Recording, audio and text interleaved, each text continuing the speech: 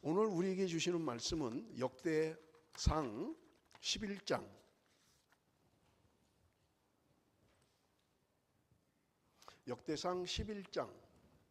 1절부터 19절까지의 말씀입니다. 제가 가지고 있는 성경 626쪽입니다.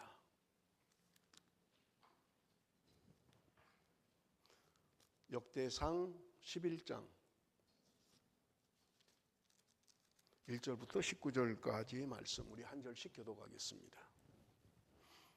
온 이스라엘이 헤브론에 모여 다윗을 보고 이르되 우리는 왕에 가까운 혈족이니이다.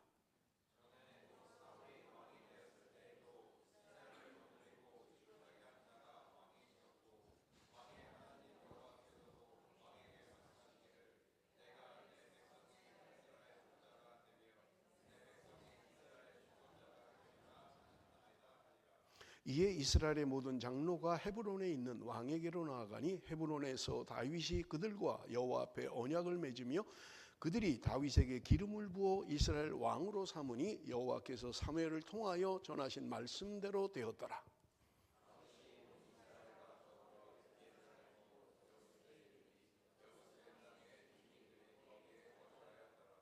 여부스 원주민이 다윗에게 이르기를 내가 이리로 들어오지 못하리라 하나 다윗이 시온 산성을 빼앗았으니 이는 다윗성이라.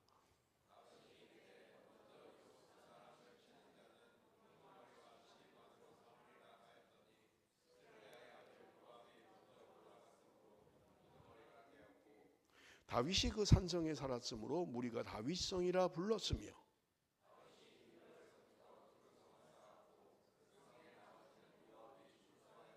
만군의 여호와께서 함께 계시니 다윗이 점점 강성하여 가니라.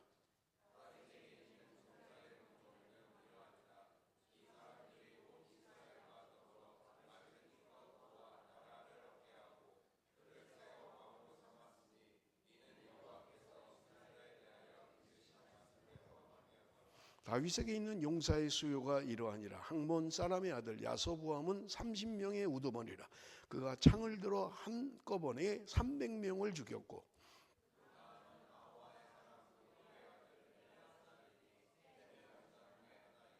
그가 바스담밈에서 다윗과 함께 있었더니 블레셋 사람들이 그곳에 모여와서 친히 거기에 보리가 많이 난 밭이 있더라. 백성들이 블레셋 사람들 앞에서 도망하되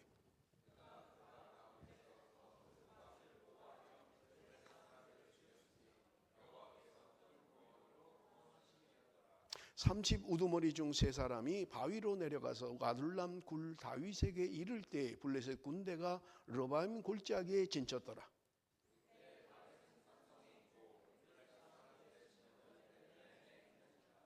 다윗이 갈망하여 이르되 베들레헴 성문 곁 우물물을 누가 내게 마시게 할까 하며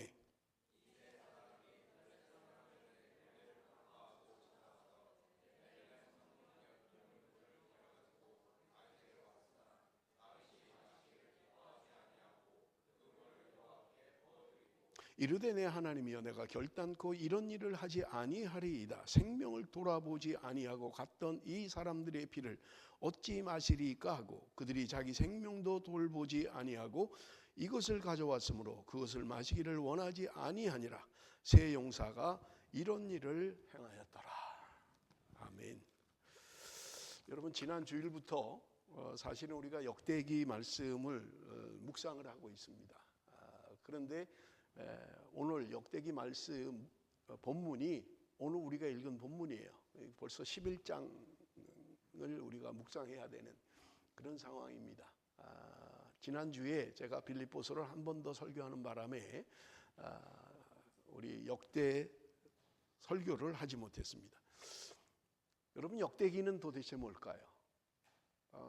여러분 역대기라 이게 제가 작동이 잘 안 돼요. 이게 충전이 안 된 건지. 되네요.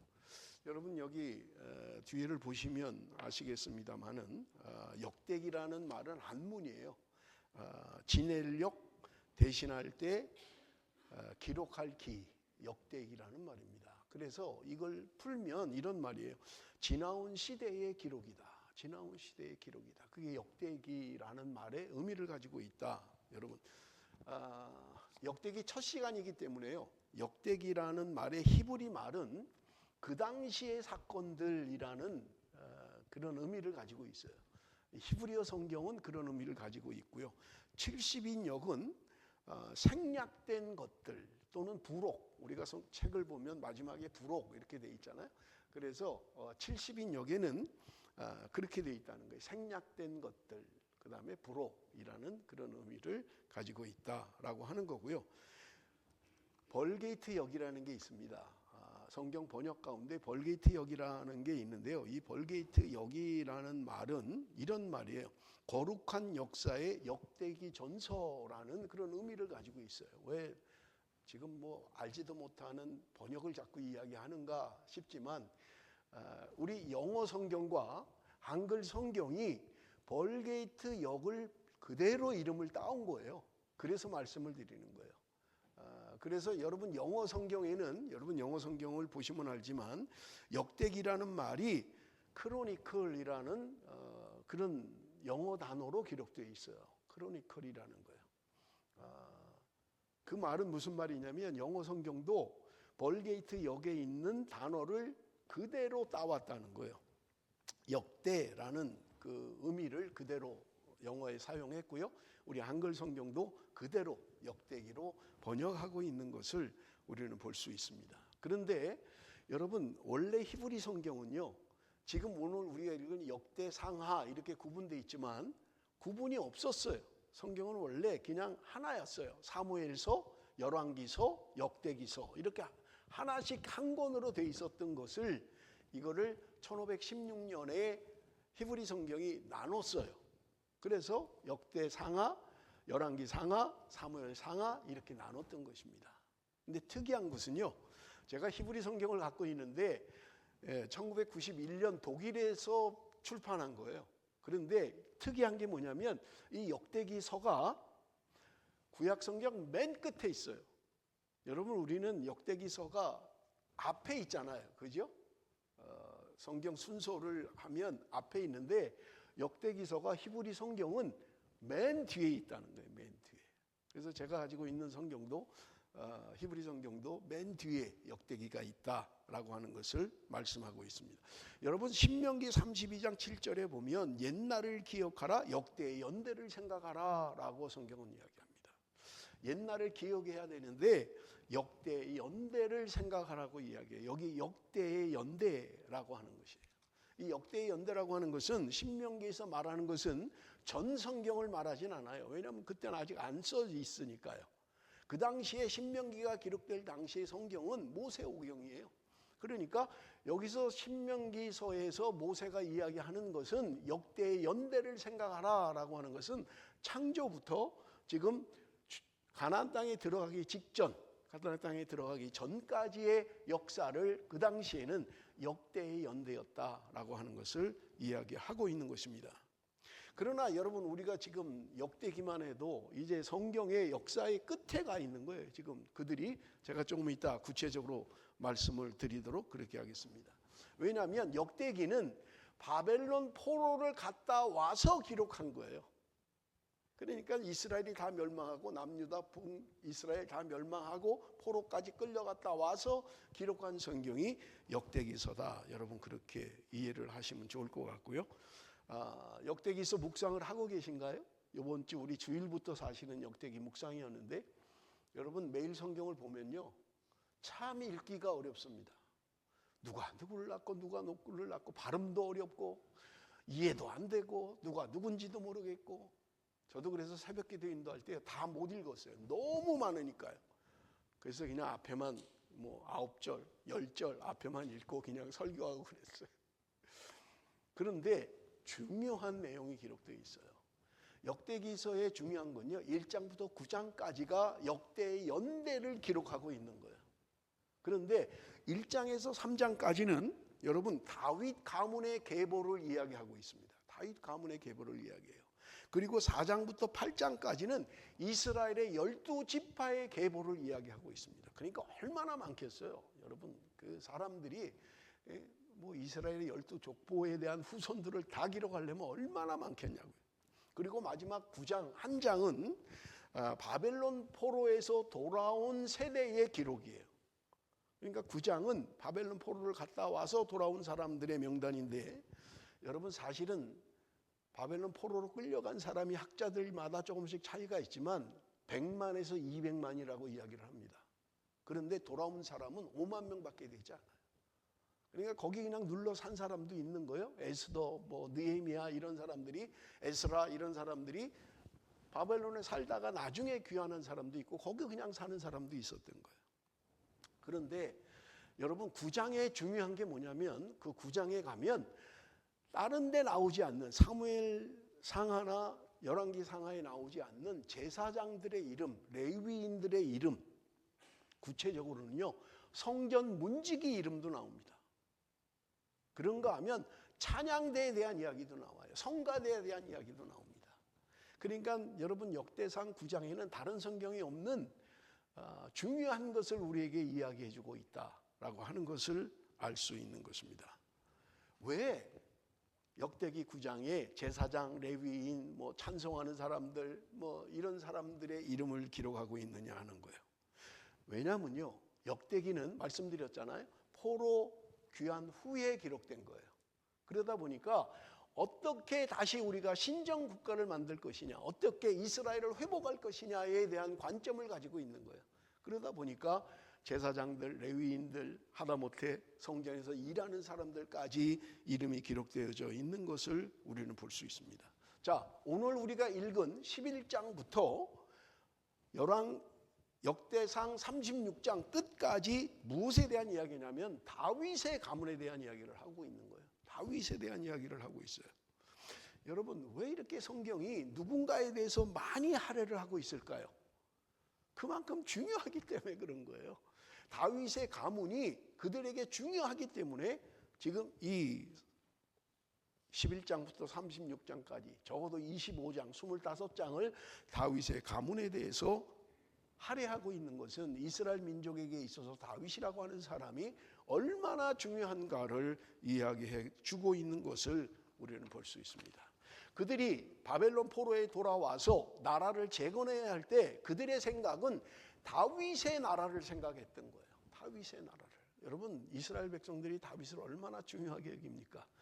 여러분 마태복음에도 누구부터 누구까지 연례되어, 누구부터 누구까지 연례되어, 누구부터 누구까지 연례되어 라고 14대를 설명하고 있잖아요.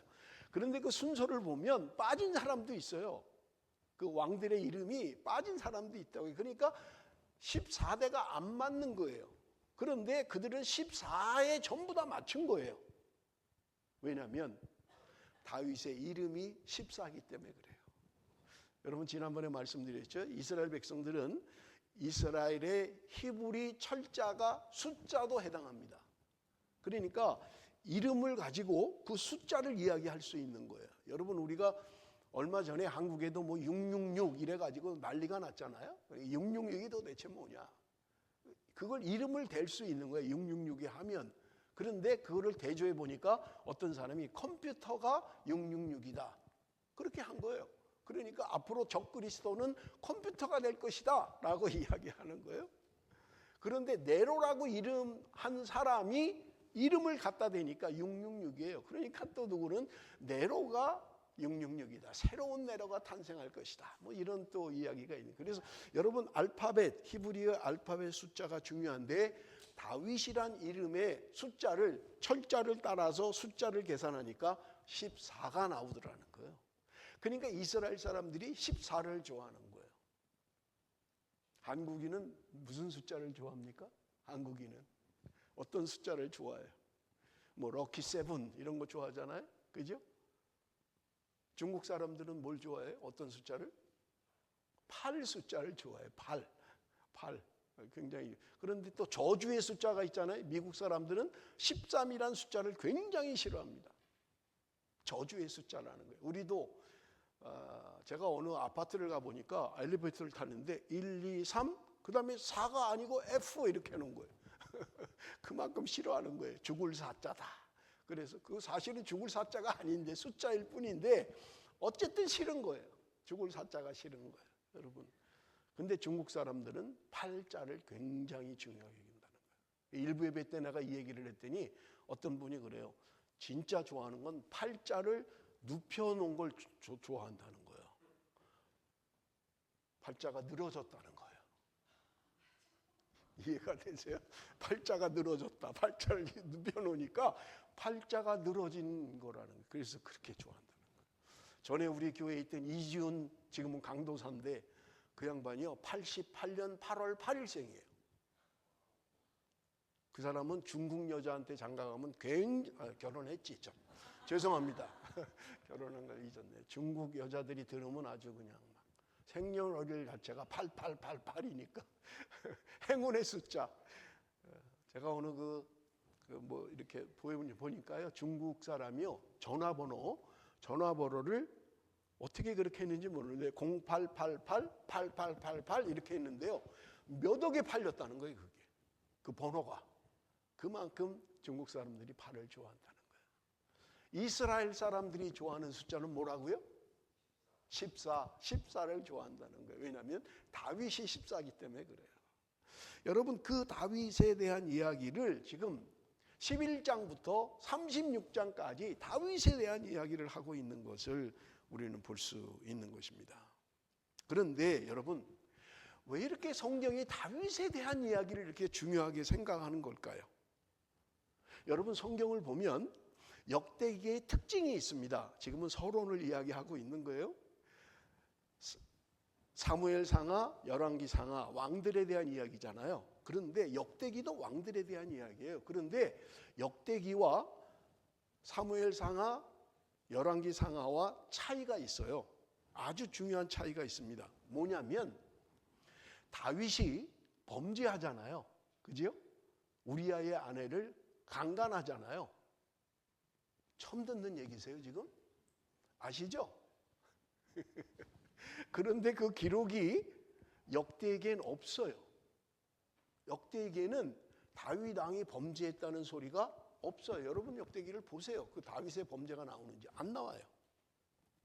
왜 그러면 왜 이렇게 하는 걸까? 왜 다른 성경에는 분명히 있는데 왜 역대기에는 같은 왕들의 이야기인데 왜 이 다윗의 이 결정적인 실수를 기록하고 있지 않느냐 하는 것입니다.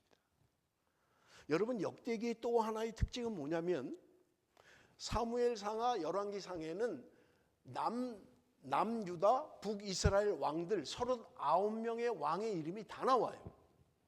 그런데 역대기에는 북이스라엘의 왕들의 이름이 없습니다. 남유다의 왕들만 기록하고 있는 거예요. 북이스라엘의 왕들은 정통성을 인정하지 않는 거예요. 우리 이스라엘은 남유다의 왕들만 정통성을 인정하지 북이스라엘은 인정하지 않겠다고 이야기하는 것입니다. 또 하나는요. 성경이 쓰여진 연대가 달라서 그래요. 그러니까 정황이 다른 거예요. 성경이 쓰여질 당시의 상황이 다르다는 말입니다. 여러분 사무엘서, 사무엘상하, 열왕기상하는 여러분 이스라엘 백성들 특별히 멸망 직전에 쓰여진 거예요. 그런데 여러분 역대기는 멸망하고 바벨론 포로를 끌려갔다가 돌아온 시기에 기록이 된 거예요. 그러니까 차이가 나는 거예요. 또 하나의 특징은 뭐냐면 사무엘과 열왕기는 선지자적 입장에서 성경을 기록한 거예요. 그러니까 그 사람의 결점, 단점 다 기록하고 있는 거예요. 실수 다 기록해요. 그러니까 다윗의 범죄도 다 기록되어 있는 거예요. 그러면서 이렇게 실수하고 있다 사람은 하는 것을 보여주는 거예요. 그러니까 그 사람의 결점, 단점, 성격 다 보여주는 거예요. 그런데 역대기는 그걸 안 보여주고 있어요. 왜냐하면 제사장적 관점에서 기록했기 때문에 그래요. 이스라엘 백성들이 포로를 끌려갔다가 본국으로 돌아와서 보니까 완전 폐허가 돼버리고 만 거예요. 옛날에 그 영광, 옛날에 그거 다 없어진 거예요. 그러니까 그들에게 필요했던 건 뭐냐? 새로운 희망, 미래, 이게 필요했던 거예요. 그러니까 제사장적 관점에서 역대기는 포로에 돌아온 민족들에게 희망을 주는 거예요. 격려가 있고요, 위로가 있고요. 그게 바로 역대기다라고 하는 거예요. 그런데 사무엘 상하나 열왕기 상하는 선지자적 관점에서 기록이 된 거예요. 그러니까 그 사람의 모든 것을 파헤치고 다 얘기하는 거예요. 결론이 뭐냐? 너희들이 이렇게도 멸망하지 않았느냐? 결국은 멸망이잖아요. 열왕기 상하의 마지막은 멸망이에요. 다 끝나는 거예요. 남도 그렇고 북도 그렇고 멸망이에요. 너희들이 말씀대로 살지 않으면, 너희들이 우상 숭배하면 결론은 망하는 거야. 끝나는 거야. 라고 하는 것을 보여주는 게 사무엘서 그리고 열왕기서다. 그런데 역대기서는 희망을 주는 거예요. 포로에 끌려갔다 온 그들에게, 소망이 없는 그들에게, 모든 것이 폐허가 된 그들에게 위로와 희망과 미래에 대한 말씀을 주는 게 역대기서다. 그래서 여러분, 기록된 상황이 다르기 때문에 내용도 다르다라고 하는 것을 여러분들에게 말씀을 드리는 것입니다. 자, 그러면 여러분, 우리가 이제 역대기 오늘 읽은 말씀을 우리가 말씀을 나누기 전에 한 가지 중요한 게 더 있어요. 그건 뭐냐면 사무엘서와 열왕기서는 정치적인 역사입니다. 정치적인 역사예요. 그런데 역대기는 정치적인 역사가 아니라 종교적인 역사를 기록하고 있는 거예요. 그러니까 북이스라엘 다 빼버린 거예요. 그거 중요하지 않은 거예요. 우리는 정통성, 믿음의 정통성, 하나님이 이어가는 믿음의 계복, 이게 중요하다고 본 거예요. 그런데 사무엘서나 열왕기서는 정치적인 의미를 가지고 정치적인 역사를 기록하다 보니까 그들의 잘못, 그들의 실수 다 기록하고 있는 것을 우리는 볼 수 있는 것입니다. 그리고 말씀드린 것처럼 역대기에는 사무엘, 열왕기에는 없는 성전에서 봉사하는 사람들, 레위인들, 제사장들, 우리가 묵상했지요, 새벽에. 여러분, 하다못해 성전 문지기까지 다 기록이 돼 있어요. 성전 안에 떡을 갖다 바치는 그것도 다 이름이 기록되어 있는 거예요. 누가 그것을 했다, 누가 그것을 했다 다 기록하고 있는 거예요.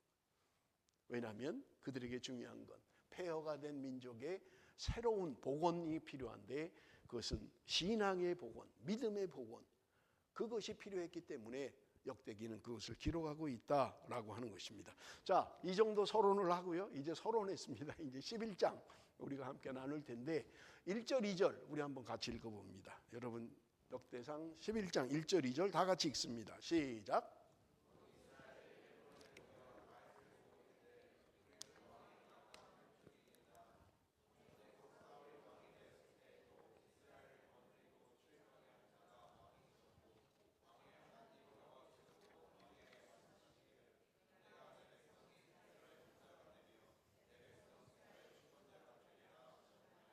자, 지금 역사적 시점이 어느 때냐면, 여러분, 사울 왕이 죽었어요.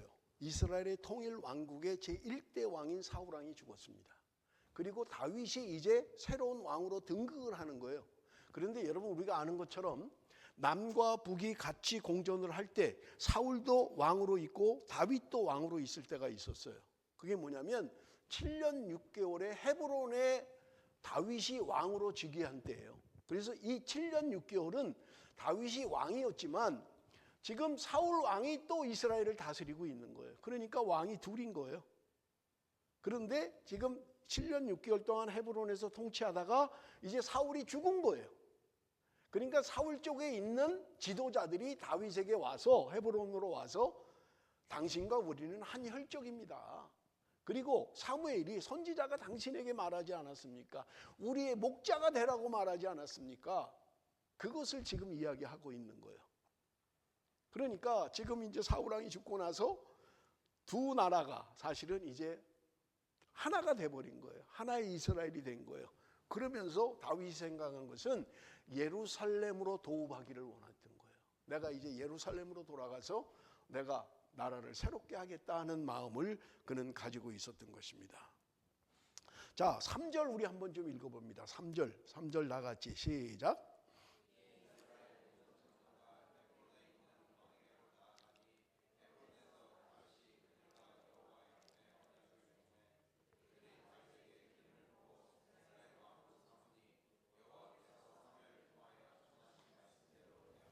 자, 드디어 이제 헤브론에서 예루살렘으로 가서 그는 이제 왕이 되려고 하는 거예요. 그런데 문제가 있는 것을 우리가 볼 수 있습니다. 여기 오늘 본문 3절에 보면 다윗에게 기름을 부어 이스라엘 왕으로 삼으니 여호와께서 사무엘을 통하여 전하신 말씀대로 되었더라. 이렇게 돼 있어요. 여러분, 한 나라를 세우는데 사람들의 계획, 사람들의 능력, 사람들의 힘이 필요할 수 있어요. 여러분, 나라를 건설하는데 어찌 힘이 필요하지 않겠어요? 그런데 성경은 우리에게 분명하게 말씀하고 있는 것이 있습니다. 그건 뭐냐? 하나님이 사무엘을 통하여 전하신 말씀대로 된 것이라는 거예요. 사람이 계획하고 사람이 실행하고 우리 이거 나라를 새롭게 하자, 하나 되게 하자, 뭐 누구를 죽이고 누구를 세워서 우리가 온전히 하나 되자, 사람들의 계획인 것 같지만 성경은 그렇게 말하고 있지 않다는 거예요. 하나님께서 사무엘을 통하여 하신 말씀대로 이루어진 거라는 거예요. 우리는 생각할 수 있습니다. 세상 사람들은 생각해요. 나라를 세우든 뭐 가정을 세우든 사업을 세우든 사람이 계획하고 사람이 실행하고 사람의 능력으로 되는 것이 아닌가 생각할 수 있습니다.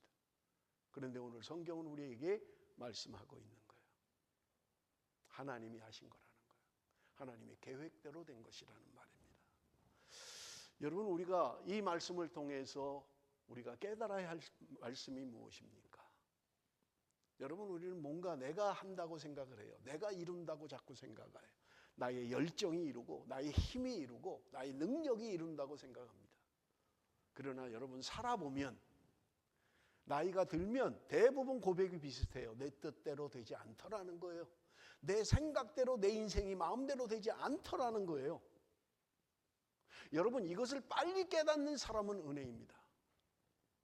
마지막까지 내가 할 수 있어, 내가 뭘 해야 돼, 나밖에 없어 이러면 여러분, 그 집안이든 그 교회든 그 민족이든 나라든 소망이 없는 거예요. 하나님의 뜻에 맞지 않는 것은요, 아무리 큰 것이라 할지라도 아무리 좋은 것이라도 하나님은 절대로 기뻐하지 않습니다. 에이, 하나님도 좋아하시던데. 아니에요. 내가 아무리 위대한 업적을 이 땅에서 남긴다 하더라도 하나님의 뜻대로 되지 않은 것이면 하나님은 절대로 기뻐하지 않아요. 여러분, 서양에 수많은 교회들이 있잖아요. 웨스트민스터 사원은요 400년 걸쳐서 교회를 지었어요. 지금도 관광지예요. 얼마나 아름답습니까? 거기 몇 명 모여서 예배드려요? 거기 지금 몇 명이 모여서 예배를 드리냐고요. 눈에 보이는 아름다움이 하나님의 아름다움이 아닐 수 있다는 거예요. 사람들은 경배하고 사람들은 칭찬하고 사람들은 대단한 것처럼 이야기하는데 하나님은 내 뜻대로 한 거 아닌데 너희들은 내 맘대로 하는 거 아니야.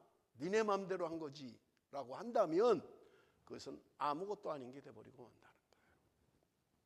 지금 여호와께서 사무엘을 통하여 전하신 말씀대로 되었더라. 한 나라를 세우는 일이, 여러분, 다윗도 얼마나 오래전에 기름 부음을 받았습니까? 적어도 10년 전에 그는 하나님이 세우셨어요. 그런데 정작 통일 왕국의 온전한 왕이 되는 것은요, 시간이 많이 걸린 거예요. 내 뜻대로 되는 거 아니고요, 내 힘으로 되는 거 아닙니다. 하나님께서 하시는 일이란 말입니다. 여러분, 4절에서 8절까지 말씀을 우리가 좀 한번 보겠습니다. 다윗이 온 이스라엘과 더불어 예루살렘 곧 여부스에 이르니 여부스 땅의 주민들이 거기에 거주하였더라. 여부스 원주민이 다윗에게 이르기를 내가 이리로 들어오지 못하리라 하나 다윗이 시온 산성을 빼앗았으니 이는 다윗성이더라. 다윗이 이르되 먼저 여부스 사람을 치는 자는 우두머리와 지휘관을 삼으리라 하였더니 스루야의 아들 요압이 먼저 올라갔으므로 우두머리가 되었고 다윗이 그 산성에 살았으므로 무리가 다윗성이라 불렸으며 다윗이 밀로에서부터 두루성을 쌓았고 그 성의 나머지는 요압이 중수하였더라. 자, 이제 명실공히 통일왕국이 됐습니다. 사울 왕이 사라지고 온 나라가 하나 된 거예요. 그래서 예루살렘의 도읍을 정하기로 했던 거예요. 내가 이제 예루살렘에 가서 이제 새로운 나라를 만들겠다라고 했는데 문제가 있었어요. 뭐냐면 그 예루살렘에 여부스족이 살고 있었다는 거예요. 가나안 땅의 원주민인 여부스족이 거기 살고 있었다는 거예요. 여러분 보세요. 우리가 여호수아 때 모든 땅을 다 분배했고 지파별로 다 나눠줬어요. 거기에는 예루살렘도 포함되어 있고 베들레헴도 다 포함되어 있는 거예요. 그런데 온전히 내쫓지를 못했던 거예요. 여부스족이 그때까지도 지금 그 안에 살고 있었던 거예요. 그런데 그들이 지금 다윗의 소문을 듣고는 지금 이야기하는 것입니다. 5절에 여부스 원주민이 다윗에게 이르기를 내가 이리로 들어오지 못할 것이다. 여부스 민족이요. 지금 이스라엘 민족 다윗 그 민족을 향해서 너네 여기 못 와. 까불지 마. 여기 한 발짝도 못 들여놔. 그러고 있는 거예요. 뭘 믿고 그럴까요 도대체? 뭘 믿고? 숫자적으로 본다면 제가 볼 때 이스라엘 민족이 훨씬 많아요. 그런데 여러분 여부스 민족은 아주 강한 군대입니다. 싸움에 능통한 사람들이에요. 또 하나는 지형 때문에 그렇습니다. 예루살렘은 늘 말씀드린 것처럼 산 꼭대기에 있습니다. 우리가 성경에 말하는 모리아 산 꼭대기에 성전을 세우잖아요. 그런데 이 예루살렘은 산 꼭대기에 있는 거예요.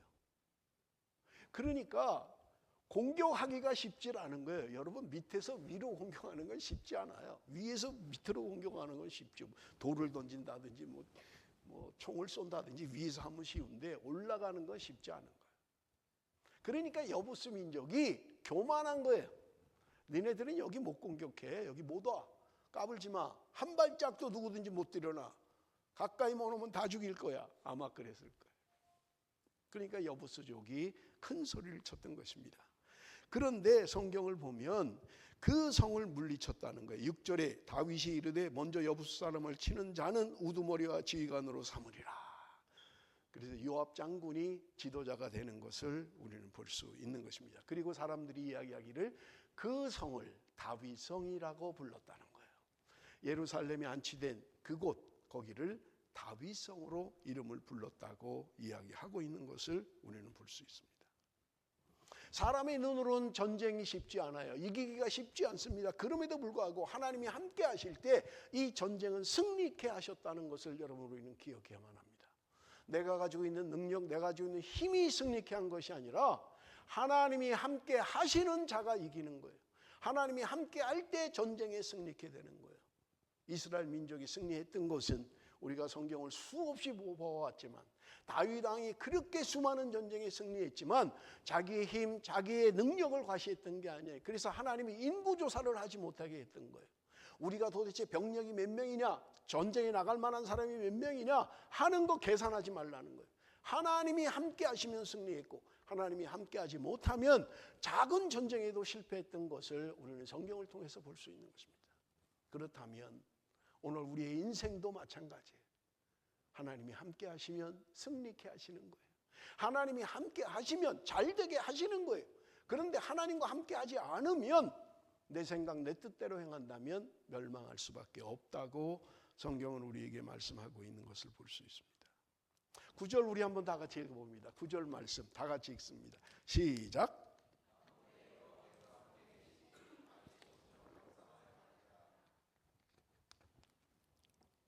여러분 9절은 사실은 첫째 단락이 끝나는 거예요. 9절까지로. 만군의 여호와께서 함께 계시니 다윗이 점점 강성하여 가니라. 여러분 우리가 일반적인 역사를 보면 정점에 이른 사람은 내려가는 것밖에 남지 않았어요. 그렇지 않아요? 어느 왕도 그렇고요. 대통령도 그렇고요. 다 마찬가지잖아요.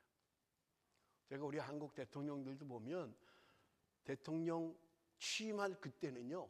어느 대통령은 90% 지지도 받았어요. 국민들이 90%도 지지했어요. 그런데 내려올 때 되니까 20%도 안 되더라고요. 20%도 안 돼요. 누군지 정점을 찍으면 그 다음엔 내려가는 것밖에 없어요. 여러분 다윗 왕이 되고 나서 이제 통일 왕국이 된 거예요. 무슨 경쟁자도 없어요. 이제 이스라엘은 완전히 하나가 된 거예요. 그 나라의 왕이 됐어요.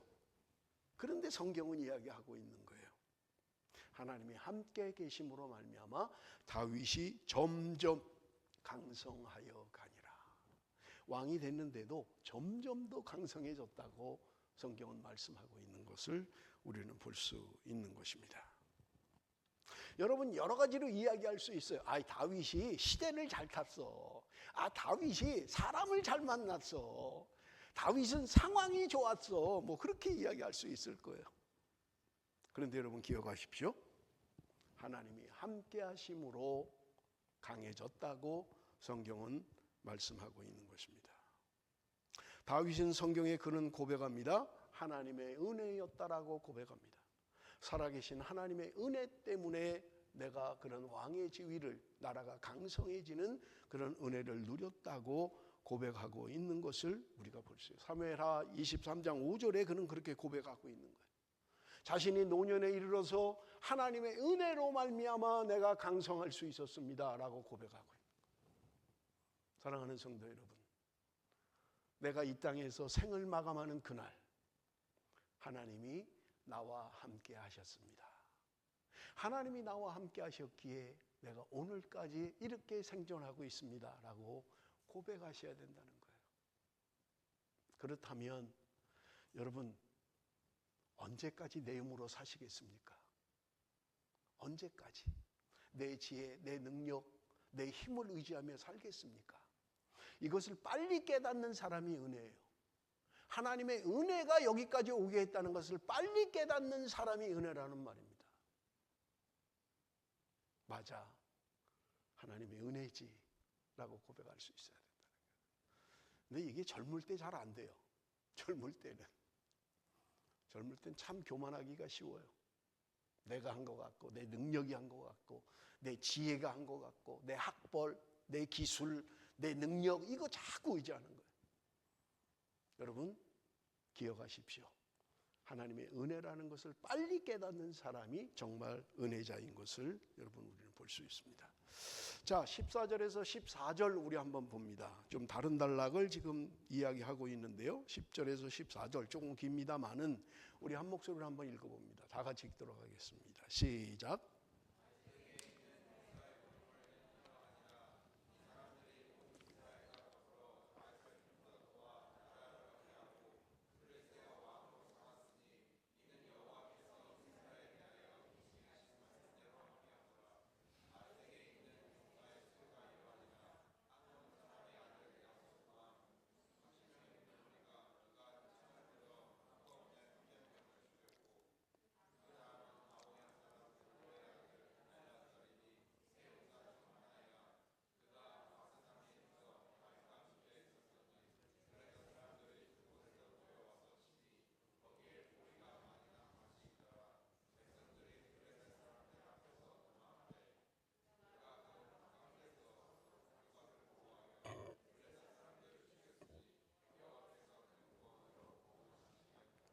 여러분 전에 영화 300라는 영화를 혹시 보셨습니까? 한 번도 보신 분이 없어요? 300이라는 그 영화가 있었죠. 그 내용이 뭔지 아세요? 300라는 이 전쟁의 내용은 뭐냐면요, 아테네에 스파르타라고 하는 군대가 있었어요. 아주 강력한 특수부대죠. 아주 강력한 특수부대 사람들이 있었고, 여러분 그 당시에 페르시아와 아테네가 전쟁이 일어납니다.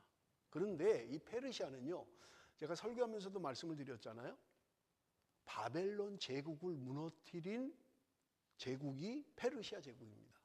여러분 세계 역사 가운데 제가 말씀드렸잖아요. 제국이라는 이름이 처음 사용한 게 페르시아 제국이에요. 그리고 페르시아 제국은요, 적어도 300년 동안 제국의 역사를 이루고 가고 있습니다. 대단한 민족이었던 거예요. 그런데 이 페르시아와 아테네가 전쟁을 치른 거예요.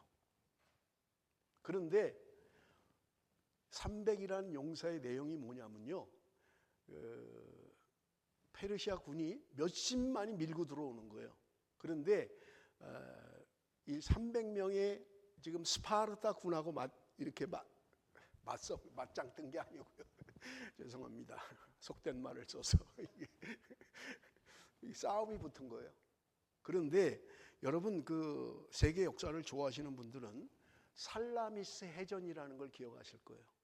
이 해전에서 페르시아 수십만의 군대와 300명의 스파르타 군이 마주쳤는데 어디서 마주쳤냐면 협곡에서 마주쳐요. 협곡. 그러니까 절벽이에요. 어떻게 다른 데 돌 수도 없고 우회전할 수도 없어요. 옆에는 바다고요. 완전 딱 가로막힌 협곡이에요. 그러니까 이 협곡에 페르시아의 수십만의 군대와 300명의 스파르타 군대가 딱 마주친 거예요. 그런데 여러분 상상을 해보세요. 그냥 땅 같으면, 그냥 광야 같으면 페르시아 군대가 그냥 숫자로 밀고 들어가면 돼요. 아니면 포위를 하든지. 그런데 이게 협곡이니까 어떻게 할 수가 없는 거예요. 이 사람을 뚫고 나가야만 되는 거예요. 그런데 스파르타 군대가 여기서 완전히 페르시아 군대를 맞아서 전쟁을 치르는 거예요. 물론 결론은 다 죽습니다. 스파르타 군대 300명의 용사는 다 죽어요.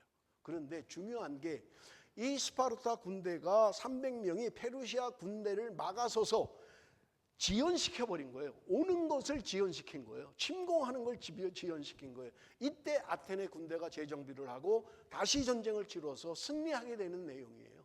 여러분 얼마나 중요합니까? 이 300용사 뭐 이름을 우리가 다 알지도 못하잖아요. 그런데 스파르타 이 정예 부대들 이들이 생명을 걸고 싸웠던 거예요. 그래서 결국은 전쟁에 승리하게 되었다. 그들은 다 죽었지만 나라와 민족은 살아났다라고 하는 것을 이야기하고 있는 것입니다. 여러분 우리가 읽은 10절에서 14절은 지금 그 이야기를 하고 있어요. 다윗 왕에게 있어서 세 사람의 맹장들이 있었다는 거예요. 여러분 성경은 이야기합니다. 한 사람이 창 하나 가지고 300명을 죽였다는 거예요. 300명을. 그러니 뭐 대단하잖아요.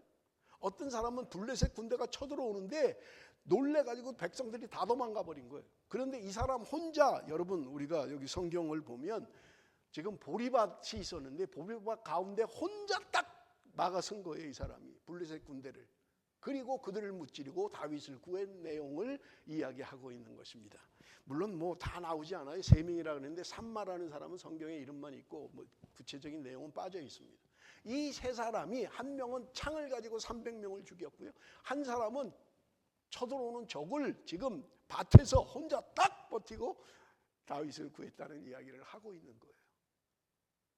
여러분 다윗에게 이 세 사람 얼마나 중요하겠습니까? 생명을 걸고 나라와 민족을 구한 그리고 자신의 생명을 구한 이 사람들이 얼마나 중요하겠냐는 거예요. 여러분 15절에서 18절 제가 읽습니다. 30 우두머리 중 세 사람이 바위로 내려가서 아둘람 굴 다윗에게 이를 때에 블레셋 군대가 르바임 골짜기에 진쳤더라. 그때 다윗은 산성에 있고 블레셋 사람의 진영들은 베들레헴에 있는지라. 다윗이 갈망하여 이르되 베들레헴 성문 곁 우물물을 누가 내게 마시게 할꼬 하매 이 세 사람이 블레셋 사람들의 군대를 돌파하고 지나가서 베들레헴 성문 곁 우물물을 길어가지고 다윗에게로 왔으나. 무슨 말인지 알겠죠? 지금 전쟁이 일어난 거예요. 블레셋 군대가 진을 치고 있는데 지금 다윗이 하는 말이 저 밑에 저들이 진치고 있는 베들레헴 저 성문 곁에 그 물 누가 좀 떠다가 나를 좀 마시게 할까? 그 얘기를 한 거예요. 그러니까 이 세 사람이 그 적진을 향해서 돌격을 하고 그 성문문에 물을 떠왔다는 거예요. 여러분 이런 게 가능할까요? 제가 설교를 준비하면서 아무리 생각을 해도 제가 도나부항에 있는 그 물이 먹고 싶다. 여기 제가 처음에 오니까 도나부항 물이 공짜인데 저도 그래서 그 통을 한 50개 사가지고 한 번씩 가면 막 받아다가 뭐 한두 번 하다 말고 말았어요. 그거 거기까지 가서 뭐 떠다 먹을 게 뭐 있겠어요. 시원하고 좋더라고요. 그 도나부항. 신 목사님 모르시죠?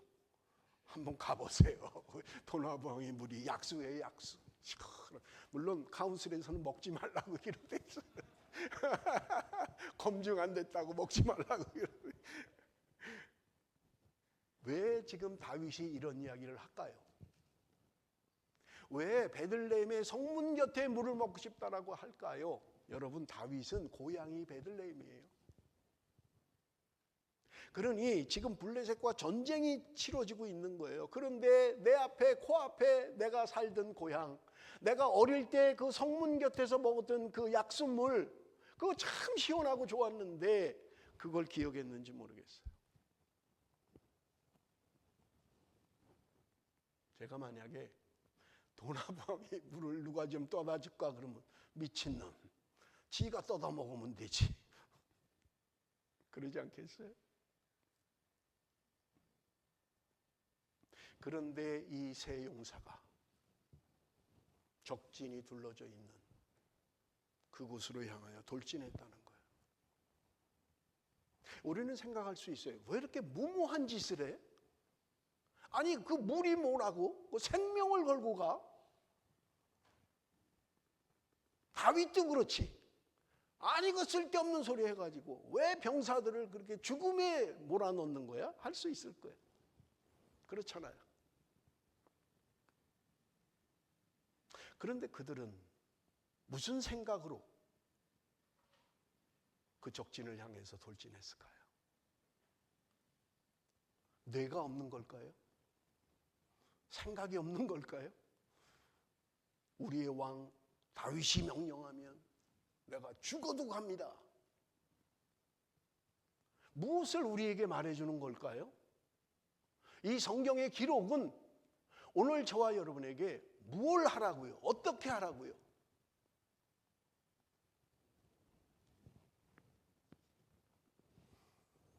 하나님의 말씀이라면 나는 내 생명도 아깝지 않습니다. 다윗의 고백이잖아요. 죄송합니다. 바울의 고백이잖아요.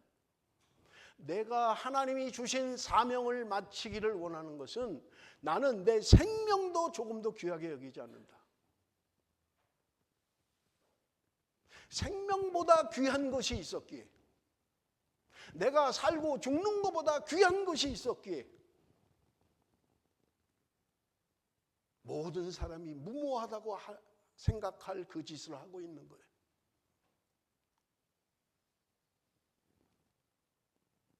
저는 말씀을 묵상하다가 이런 사람이 지금 현대에는 있을까? 지금 현대에는 있을까? 그럼에도 불구하고 하나님이 오늘 저와 여러분에게 이 말씀을 통해서 주시는 교훈은 무엇일까요? 하나님의 뜻이라면, 주님의 교회를 위한 것이라면 나는 내 생명을 조금도 귀하게 여기지 않노라.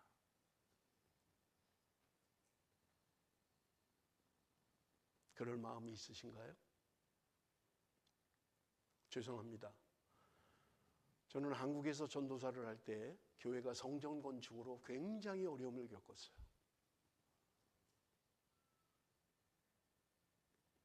그때 제가 교회를 위해서 3주간 금식을 했어요.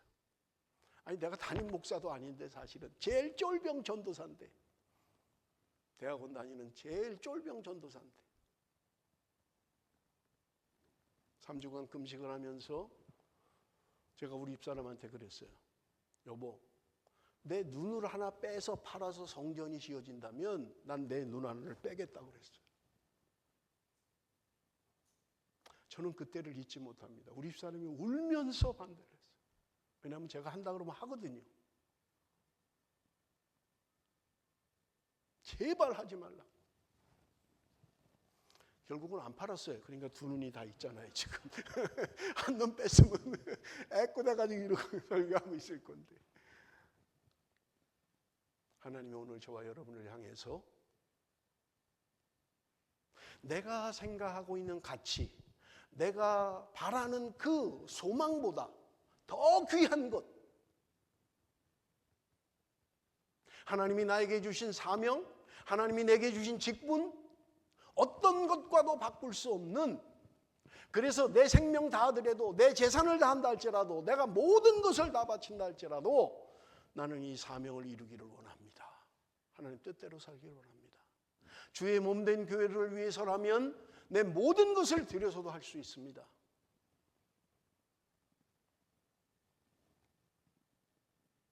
여러분, 저처럼 눈을 빼라고 하는 얘기가 아닙니다.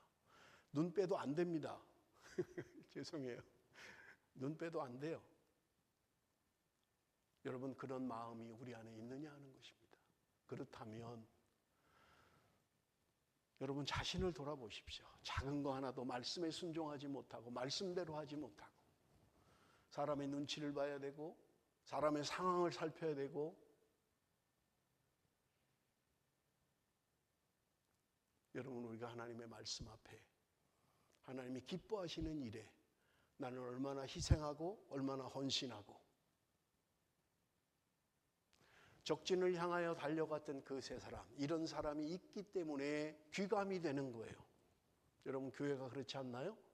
어떤 사람이 헌신하면 어떤 사람이 열심으로 교회를 섬기면 그 일이 여러분 우리에게 교훈이 되는 거예요. 나는 그렇게 못하지만 저 집사님을 보니까 참 열심이다. 진짜 진심이다. 사랑하는 성도 여러분, 하나님께서는 오늘 저와 여러분에게 말씀하십니다. 충성하라 죽도록. 하나님이 단지 우리에게만 요구하는 것이 아니라 너희들이 하늘에서 받을 상이 그도다 말씀하시는 거예요. 하늘의 상이 필요한 게 아니라 이 땅의 상이 필요하다라고 하면 더 이상 할 말이 없는 거예요. 우리가 소중히 여겨야 할 것들, 귀하게 여겨야 할 것들, 여러분 그것을 바라보시면서 사람에게가 아니라 아니 목사님은 손이 없어? 왜 물 떠오래? 자기가 떠다 먹지. 도나무왕이 뭐 가깝기래?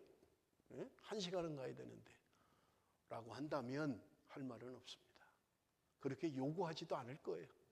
제가 먹으면 되니까, 먹고 싶으면 떠다 먹으면 되니까.